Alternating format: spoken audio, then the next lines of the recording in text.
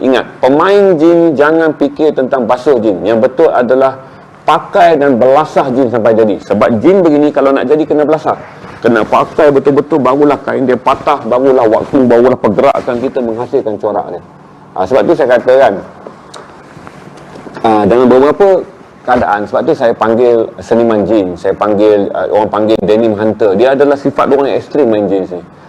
Kalau skema-skema ni kita nak main jin ni, dia akan menimbulkan konflik, di mana dia panggil tak terbawa di badan, hati kita tak di situ, minat kita tak di situ, apresiasi kita kepada jin tidak di situ. Pakai je lah yang biasa-biasa, pakai cara biasa.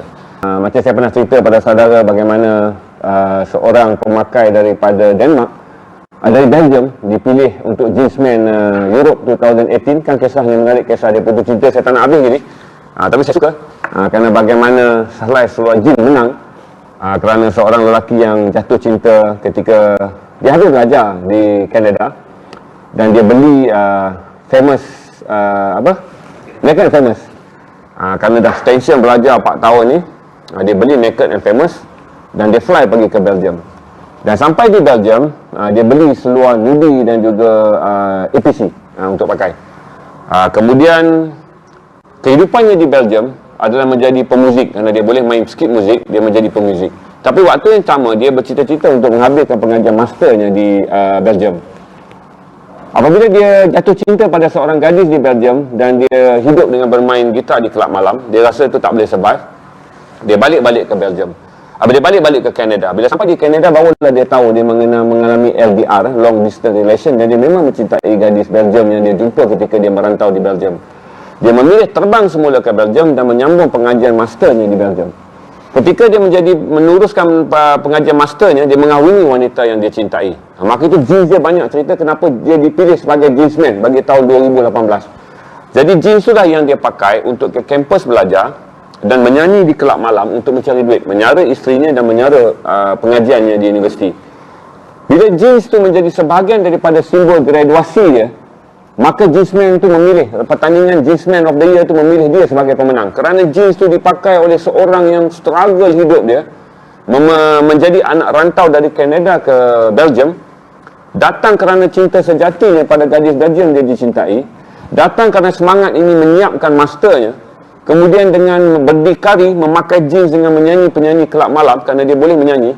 Dan itulah selain daripada kelusuhan dan jadi seluar tu, yang diberi hadiah itu adalah kerana jeans yang dipakai dia itu membuktikan orangnya juga adalah orang yang semangat pakai jeans. Itu saya kongsikan dengan saudara. Sama seperti yang dianjurkan oleh Denim Hunter untuk dia jeansman di Eropah yang saya baca tu. Tapi saya teringatlah cerita lelaki Canada. Sampai bila-bila saya ingat saya pergi di mana pun, kalau selepas ni pun saya pergi di mana-mana, kerana saya akan bercerita tentang bagaimana Eropah melihat lelaki jeans. Sebab tu saya lebih suka melihat Eropah melihat lelaki jeans berbanding Jepun melihat lelaki jeans. Tapi Eropah melihat jeans daripada berbeza, kerana Eropah memiliki tradisi jeans yang berbeza. Kerana jeans di Eropah bermula daripada Revolusi Perancis. Jeans di Eropah bermula daripada migrasi 300,000 penduduk Eropah untuk membangunkan Amerika. Maka mentaliti mereka melihat jeans adalah keturunan jeans adalah bagaimana pemakainya berjuang untuk mencapai kejayaan dan mengharung kehidupan. Dan saya preview balik dan membaca banyak komen mengenai apa yang anda tanyakan, dan saya rasa itu yang didahagakan oleh komuniti peminat jeans, iaitu mendapatkan maklumat, mengetahui tentang sesuatu perkara, berkongsi ilmu dan berkongsi maklumat. Ramai yang ingin tahu tentang banyak perkara, walaupun tidak semua yang kita ingin tahu ingin kita miliki. Ingat satu perkara, tak semua yang kita ingin tahu berarti ingin kita miliki, dan tak sesemua yang kita ingin tahu adalah benda yang telah kita miliki. Berkongsi pengetahuan dalam dunia jeans yang sangat luas dan sangat besar ini, dia menjadikan kita lebih berpengetahuan. Walaupun orang akan bertanya apa lebih yang anda tahu tentang jeans, tapi saya beritahu pada saudara, pengetahuan tentang jeans adalah sesuatu pengetahuan yang saya rasa easy going. Dia panggil happy hour, kita duduk dan mendengar orang bercerita tentang minat mereka. Saya akan cerita nanti pecahan scene dan senario bagaimana kita nak bermain dengan jeans dalam pelbagai kategori mengikut minat, dan juga akhirnya saya beritahu pada saudara, kalau anda memikirkan jeans sebagai luxury item, maka bergayalah dengan rasa itu adalah luxury. Tetapi kalau anda ingin menggayakan jeans sebagai seniman jeans ataupun jeans fighter ataupun orang panggil jeans lover, itu terpulang pula pada saudara mengisi aspirasi tersebut. Setiap kali anda berbual dengan saya akan bercerita tentang jin dan karakteristik bahawa orang memiliki jin seperti seniman yang memiliki kanvas. Cuma seniman yang memiliki kanvas, dia akan membeli brush dan juga cat untuk mewarnakan kanvasnya untuk menghasilkan sebuah lukisan. Tetapi seniman jeans, dia membeli jeans dan dia mencipta dan mendekorasi jeansnya. Sama ada kalau jeans biru saudara pakai untuk mendapat larik dan corak. Lain saudara berfikir bahawa mereka yang memiliki jeans biru akan pergi kepada karakter jeans ini, daripada selai jeans biru yang begini, ini jeans biru yang sebegini. Okey, mereka yang pergi kepada jeans biru yang sebegini, mereka akan mencari standard yang begini. Okey, ini satu lagi kategori. Bagi seniman jeans, seperti saya kata, adalah apabila anda menerima kanvas, anda akan mengusahakan kanvas anda untuk mendapatkan warnanya.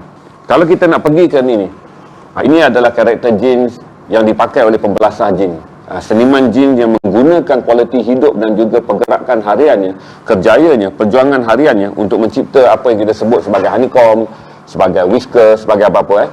Tetapi apabila saudara berada dalam league yang begini pula, anda membeli selai seluar yang saya consider sebagai penjahat jin lah, kita sebut dirty denim yang saya selalu sebut pengganas jin apa semua. Di mana apabila sampai kepada saudara akan menghasilkan pula karya seni yang begini. Ya, bagi pemain jeans Japan, jeans marahan juga mencipta banyak perkara-perkara yang akhirnya memenuhi estetika hidup, memberikan para pemakainya menikmati karya yang dihasilkannya sendiri dan memberikan orang lain peluang untuk melihat jeans di tubuh seorang pemakainya sebagai sebuah karya seni yang bergerak. Ini antara perkara yang saya nak advise pada saudara bahawa mekanisme bermain jeans, panorama dan juga dia punya utopia sangat luas. Saudara boleh berilusi, bukan saja berilusi tentang harga jeans yang saudara ingin memiliki, tapi lebih baik sebagai pemain jeans, kita berilusi bagaimana menjadikan jeans kita sebagai jeans yang boleh mencorakkan karakter, yang boleh menggambarkan siapakah pemakainya apabila orang melihat kepada barang yang saudara pakai. Saudara boleh menghasilkannya dengan mempelajarinya, mengisi waktu masa saudara, menjadikan jeans selain daripada fashion adalah terapi waktu di mana saudara dapat menggunakan karya kreatif begini kerana saudara adalah pemain jeans sejati. Saya ingin menjelaskan juga kepada saudara, tak semua orang seperti kita akan boleh menikmati hidup seperti Hiroshi Okamoto. Hiroshi mempunyai kehidupan yang hebat kerana dia adalah pengasas The Royal McCoy dan sekarang beliau adalah pemilik The Toys McCoy. Bagaimana pada masa mudanya, kegilaan beliau kepada jeans Amerika menyebabkan dia menjadi hippie selama 2 tahun, membawa backpack, menggembara, memutari Amerika, masuk ke satu store demi satu store, kedai bandar demi satu kedai bandar selama 2 tahun. Kumpul-kumpul barang, dia hantar balik ke kampungnya di Jepun. Kumpul-kumpul barang, hantar balik di Jepun. Kumpul-kumpul barang, hantar balik di Jepun. Hingga beliau dianggap antara collectors Levi's yang hebat di Jepun. Dihormati kerana minat dan passionnya terhadap Levi's menjadikan dia seorang pengembara backpack yang mengembara di seluruh Amerika, 49 negeri dan 1 wilayah. 50. Tak ada tempat yang tak dimasukinya selama 2 tahun tanpa pernah pulang ke Jepun, kecuali mengirim setiap barang yang dia menyelam tu, yang dia jumpa tu, dihantar balik ke Jepun. Tak semua daripada kita mampu mengharungi kehidupan sebagai pemain jeans yang dahsyat begitu. Tak semua daripada kita, kerana setiap orang mempunyai kalender dan jadual hidup yang ditakdirkan yang berbeza. Setiap orang mempunyai komitmen hidup yang berbeza. Tetapi membaca kisahnya, kita tahu bagaimana pemain jeans sejati mencipta dunianya, hingga orang mengatakan bahawa sesekali dia kelihatan seperti aneh dan tidak waras, tetapi itulah yang membawa Hiroshi Okamoto menjadi salah satu legenda jeans di Jepun. Walaupun scene lebih kepada jaket tentera, barangan-barangan tentera, tetapi untuk mendapatkan semua perkara ini, beliau melakukan dengan menggembara dan menjadi hippies selama 2 tahun, merentas 49 negeri dan 1 wilayah di Amerika.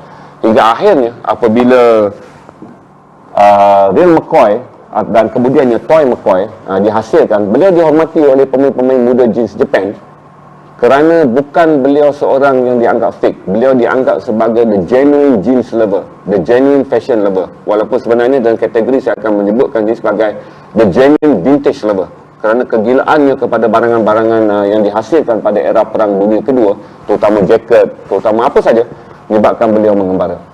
Tak semua daripada kita akan menikmati kehidupan seperti Shinichi Haraki, yang memulakan karier masa mudanya pada usia 23 tahun dalam syarikat Edwin, mencipta begitu banyak desain untuk Edwin.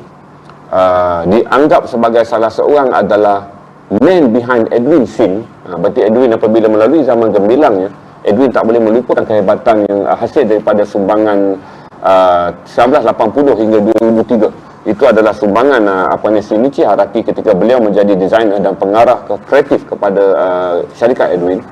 Hingga akhirnya beliau berasa letih untuk menjadi seorang yang dibayar gaji dan dia keluar dan menghasilkan jeansnya sendiri, iaitu di Ironheart, dengan harapan bahawa jeans tersebut boleh memenuhi aspirasi peribadinya, iaitu memiliki seluar jeans untuk memenuhi kegilaan yang menunggang motosikal.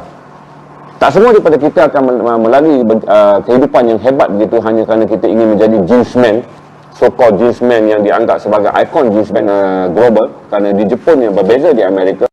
Di Amerika adalah designer dan di Amerika adalah investor. Tetapi di Jepun, kesemua jeans adalah inventor. Orang yang mereka karya, orang yang hidup dengan passion terhadap jeans.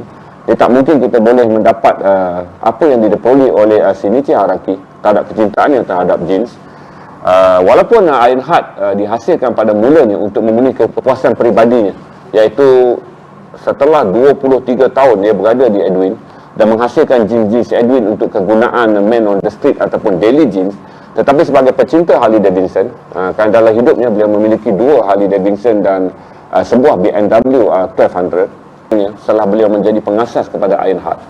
Tetapi dia berkongsi bagaimana menikmati jeans dan juga menunggang motosikal adalah satu passion hidup, di mana dia cuba berkongsi kepada masyarakat dunia bahawa jeans bukan semata-mata tentang memakainya, tetapi jeans adalah memakainya untuk menikmati hidup. Tak semua daripada kita juga akan mengalami peristiwa indah seperti Kenichi Iwaya, itu pengasas Pure Blue Jeans. Beliau memiliki kisah hidup yang lebih menarik. Begitu juga dengan Kenichi Iwaya. Ketika dia berpindah, satu yang menarik tentang dia adalah dia tidak datang dari Kojima. Dia bukan anak tempatan Kojima. Kojima adalah bandar jin. Nanti kalau saudara yang baru masuk tak faham, nanti pinjek ni. Kalau saudara dah faham, saya tak payah cerita tentang Kojima. Beliau berpindah begitu keluarganya ketika berusia 7 tahun ke Kojima. Hidup di bandar kecil yang dianggap sebagai bonda bagi segala jin, ataupun kita anggap sebagai bandar bagi segala jin. Kerana daripada 1603 hingga 1876, ketika Maharaja Edo memerintah Jepun, memang Kojima telah dipilih sebagai bandar tekstil. Kerana waktu itu berlaku reformasi dan revolusi fashion di Jepun, maka Kojima telah menjadi bandar yang menghasilkan tekstil, bagi menghasilkan juga kain-kain berkualiti tinggi untuk memenuhi dunia fashion dan dunia tekstil yang diaspirasikan oleh Maharaja Edo. Apabila beliau berpindah ke Kojima, pengaruh yang pertama beliau terima adalah kerana dia terpaksa menjadi pembasuh seluar kepada abangnya. Jadi kerana Kojima waktu itu mempunyai bandar jeans, banyak jeans Levi's Big E dijual di Kojima, maka dia dibuli oleh abangnya. Jadi abangnya selalu menyuruh Iwaya untuk membasuh jeans untuk mendapatkan faded yang cepat. Jadi dia terpaksa belajar banyak teknik untuk mendapatkan faded jeans, melusuhkan jeans Levi's 501 yang dibeli baru abangnya di butik, di kedai ataupun di butik Levi's. Dan dia diberi tugas oleh abangnya untuk pergi ke sungai dan menggosok menggunakan batu sungai untuk mendapatkan faded jeans mengikut tradisi Jepun pada tahun 80-an ataupun hujung 70-an. Perbuatan ini telah menanamkan semangat beliau mencintai jeans daripada seorang yang rasa dimangsakan oleh abangnya yang seorang penggila 501. Dan akhirnya dia diberi 501 yang pertama. Dan dia kata hampir setiap hari dia terpaksa berulang-alik ke sungai dan menggunakan batu sungai untuk membasuh jeans baru abangnya supaya faded ataupun impak pemakaian segala macam bentuk larik, corak dan misai ni berlaku. Itu telah memberi pengaruh kepada beliau dan akhirnya kerjaya yang dia pilih setelah dia membesar adalah menjadi jurujual jeans. Tak semua daripada kita akan mendapat karakter yang dinamik dan karakter yang begitu positif seperti Iwaya, di mana ketika dia berusia muda dan dia bekerja sebagai jurujual jeans, yang pertama terlintas dalam fikirannya adalah untuk memahami tak semua kita akan mendapat pengalaman hasil pengaruh seorang abang yang mencintai 501 benar-benar penggila, dan akhirnya dia dibelanja oleh abangnya untuk memiliki jeans, dan akhirnya dia bekerja kerana dia tinggal di Kojima. Dan Kojima adalah bandar jeans di Jepun. Kojima di negeri Okayama adalah bandar jeans di Jepun. Dan dia menjadi penjual jeans. Tetapi dalam usia yang begitu muda, satu aspirasi yang beliau inginkan adalah mempelajari dan mempunyai komitmen tentang pemilihan kain, menjadikan beliau seorang jago kain di Jepun. Walaupun dia tidak datang daripada latar belakang seperti Hiroshi, dan dia tidak datang Hiroshi, iaitu pemburu jin. Dia tidak datang daripada latar belakang seperti Haraki, iaitu seorang yang berkhidmat dalam dunia jin selama 20 tahun di Edwin. Tetapi Iwaya bekerja sebagai jurujual kain jeans dengan aspirasi dia ingin tahu semua benda tentang jin, tentang kain jeans. Dalam tempoh 2 tahun bekerja, dia membaiki semua komitmen, dia membaiki semua hubungannya dengan pembekal-pembekal kain yang terbaik di dunia, hingga tidak ada rahsia mengenai apa kain yang tidak beliau ketahui, sumber kain yang terbaik, bagaimana mendapat kain yang terbaik.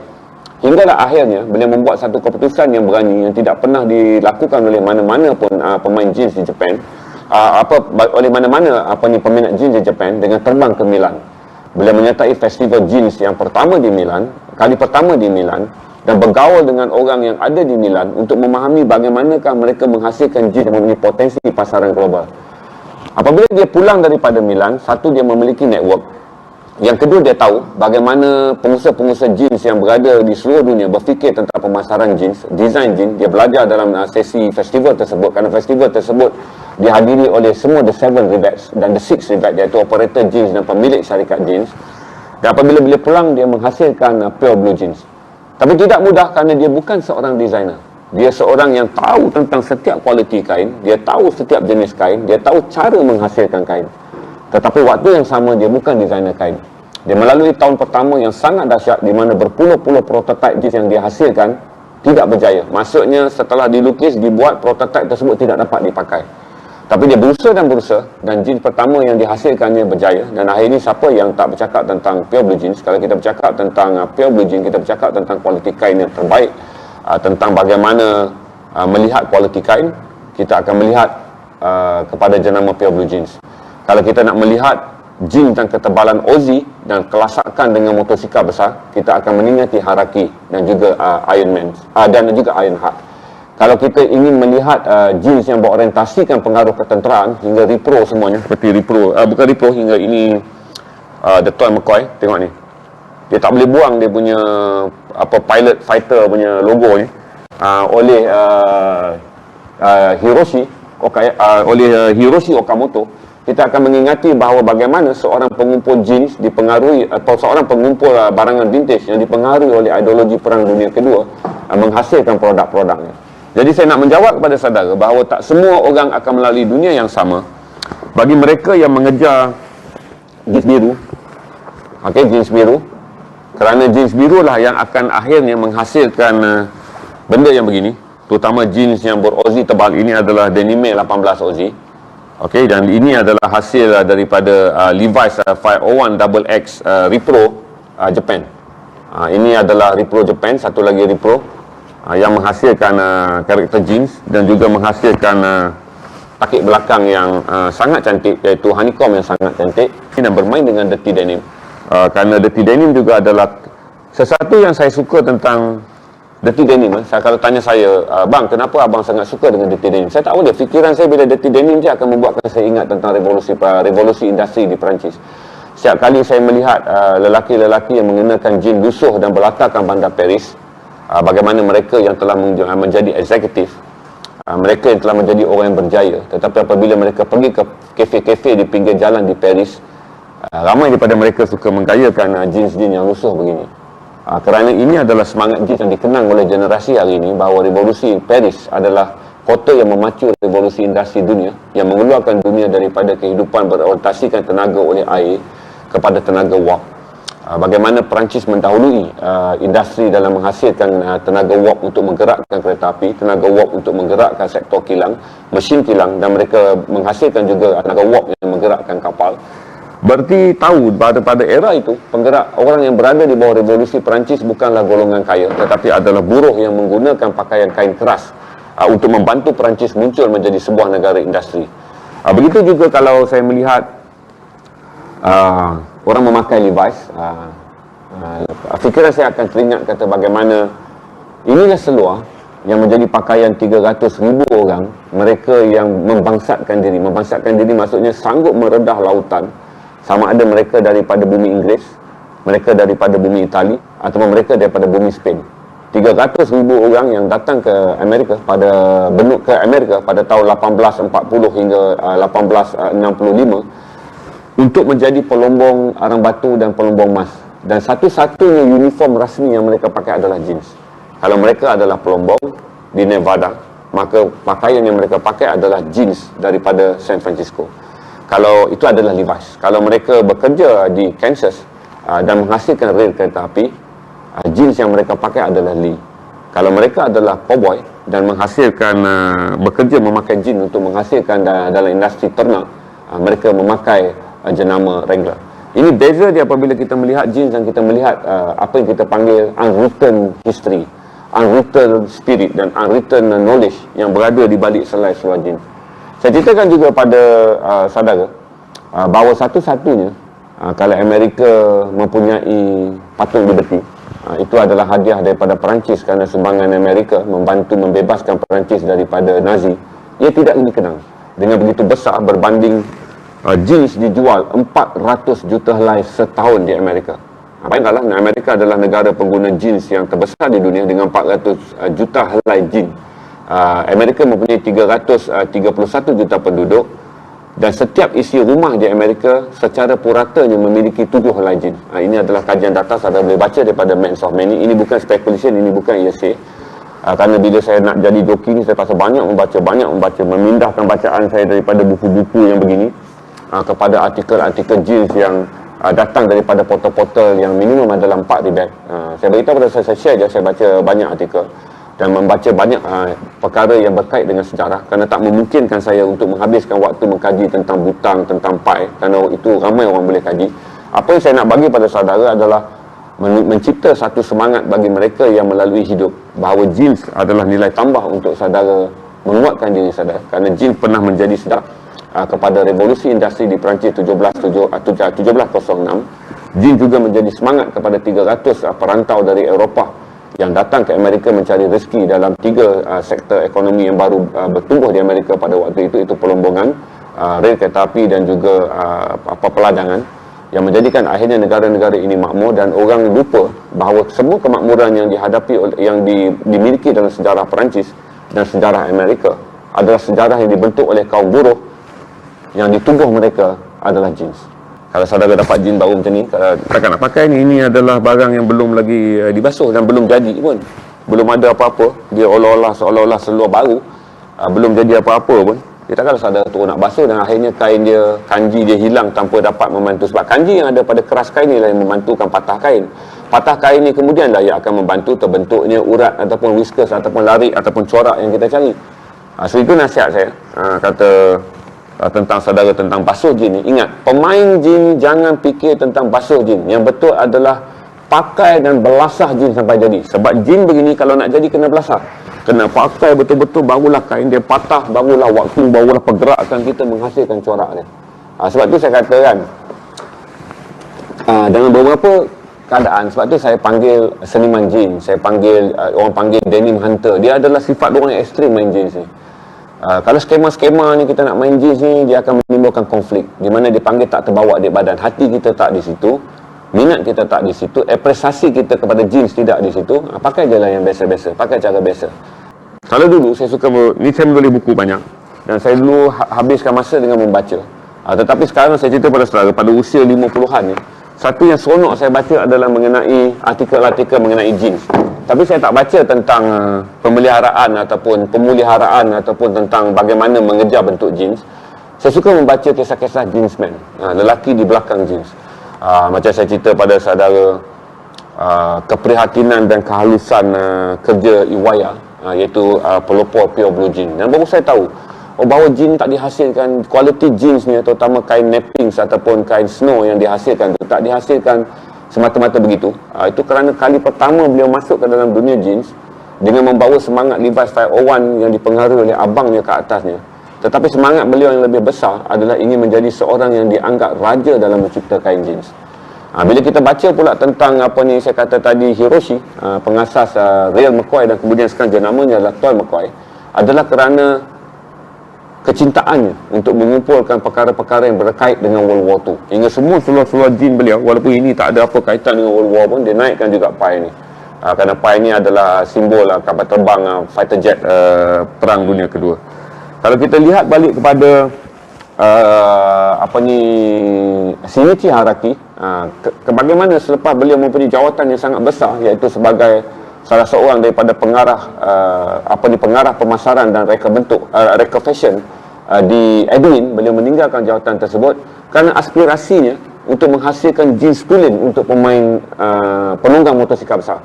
Kerana itu bukan passion Edwin, tapi itu adalah passion beliau secara peribadi. Dengan 23 tahun pengalaman, dia buka Ironheart dan dia menghasilkan jeans tebal dan mempelopori jeans yang digunakan khusus untuk penunggang motosikal. Tetapi akhirnya bonus untuk dia, Ironheart bukan sahaja digilai oleh mereka yang menjadi penunggang motosikal, malah pengedar di Eropah, di UK mengambil seluar untuk sebab dia di Shibuya, Japan, tetapi diedar oleh Gilmore rakannya dan menjadi sebahagian daripada jenama besar yang menjadi sebutan bukan sahaja di Jepun tapi juga di Eropah. Okey, itu saja kita kongsi hari ini. Saudara main boot macam ni. Okey. Ini kain, saya rasa ini adalah 15 oz lebih je sebab saya beli pun adalah kerana dia dalam league second division. Second division maksudnya harga kelas 2. Sebab dia ada banyak division. Saya selalu gradekan jeans yang 1200 ke 2000 tu sebagai the first division, between 800 ke 1000 tu sebagai second division. Yang league jeans yang lain tu saya panggil sebagai option jeans daripada Japan. Kalau pakai boot ni lipat je 2 kali. Ini bagi kain ni senang lah pasal dia 15 oz, saya lipat 2 kali. Dia dapatlah bentuk lipatan tu. Kemudian yang paling penting, kerana saudara lipat tak elok, terutama saudara beli raw denim ni, dia baru beli raw denim, dia kata lipat tak cantik. Sebab bila lipat dia memerlukan pembentukan lah. Jadi jeans ni bila kita pakai hari-hari yang pertama, dia kena macam kita panggil exercise jeans, iaitu untuk mendapat benturan seluar. Macam mana kain tu akan ikut tubuh kita duduk. Sebab tu ramai orang bila dia beli, dia kata bila dia pakai tak cantik, kerana dia terus pakai lepas tu dia begini. Tak boleh, saudara kena dapat benturan jeans dulu. Jadi biasanya anggaplah exercise, pakai jeans tak payah pakai track lah, pakai jeans je exercise pagi. Dapatkan benturan jeans untuk patahan kain tu membentuk ni macam ni. Saudara buat ni kalau kain keras ni, walaupun kain dia patah lah. Okey, ini yang kemudiannya saudara kata kalau daripada asal jeans biru kita nak dapat corak macam mana, saudara lihat ni. Ini benturan, ini benturan semua yang kemudiannya di bahagian hujung ni dia akan mudah bergeser lah dengan apa saja. Sebab tu dia tak berlaku sehari, dia berlaku berhari, dia geser ni bahagian yang ni patah, nampak. Ini akan menunjuk kesan pemakaian. Okey, bahagian lekuk belakang ni dia akan patah lagi. Ini yang kemudiannya membentuk honeycomb yang saya tunjuk tadi tu. Ini semua benda ni datang. Okey, ini semua ni datang daripada itu. Ini benturan patah ni, orang ni selalu, ini tandanya orang ni memang, saya rasa kalau dia tak naik motor, pekerjaan dia memang banyak bengkokkan lutut.